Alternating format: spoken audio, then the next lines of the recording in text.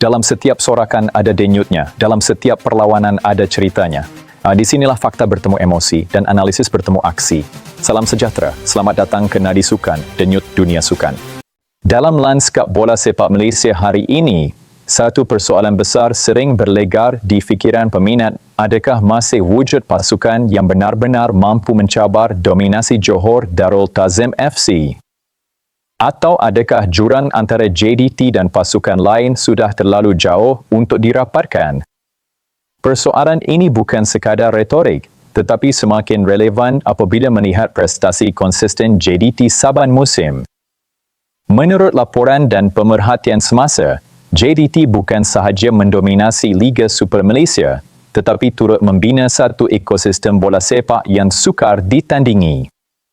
Dengan struktur pengurusan profesional, fasiliti bertaraf dunia seperti Stadium Sultan Ibrahim, serta pelaburan besar dalam pembangunan pemain, JDT telah menetapkan satu standard baru dalam bola sepak tempatan. Dari segi prestasi, JDT hampir tiada pencabar dalam beberapa musim kebelakangan ini. Mereka bukan sekadar menang, tetapi menang dengan dominasi yang jelas dari segi penguasaan bola, jaringan gol, hingga konsistensi keputusan. Ini menjadikan mereka bukan sahaja juara, tetapi simbol kekuatan mutlak dalam liga. Namun begitu, persoalan sebenar ialah adakah tiada langsung pasukan lain yang mampu mencabar? Jika dilihat secara lebih dekat, beberapa pasukan seperti Selangor FC, Terengganu FC dan Sabah FC mula menunjukkan peningkatan dari segi prestasi dan organisasi. Mereka cuba merapatkan jurang dengan memperkukuh skuad, meningkatkan taktikal dan menarik pemain berkualiti. Selangor FC misalnya dilihat sebagai antara pencabar paling hampir dalam beberapa musim terakhir.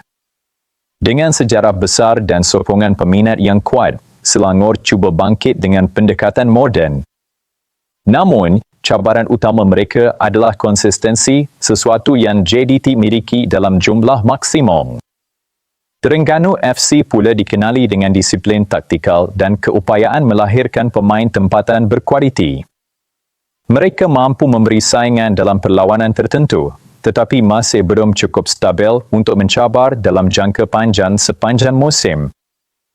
Sabah FC pula membawa dimensi berbeza dengan semangat juang tinggi dan sokongan padu penyokong di Borneo. Namun, seperti pasukan lain, mereka masih berdepan cabaran dari segi kedalaman skuad apabila berdepan jadual padat. Apa yang membezakan JDT sebenarnya bukan sekadar pemain atau taktikal, tetapi keseluruhan sistem. Mereka mempunyai struktur yang tersusun dari akar umbi hingga ke pasukan utama. Akademi mereka melahirkan pemain muda berkualiti, manakala pemain import dipilih dengan teliti untuk memenuhi keperluan taktikal. Selain itu, kestabilan pengurusan juga memainkan peranan besar. JDT tidak mengalami masalah dalaman yang sering melanda pasukan lain seperti isu kewangan atau perubahan pengurusan.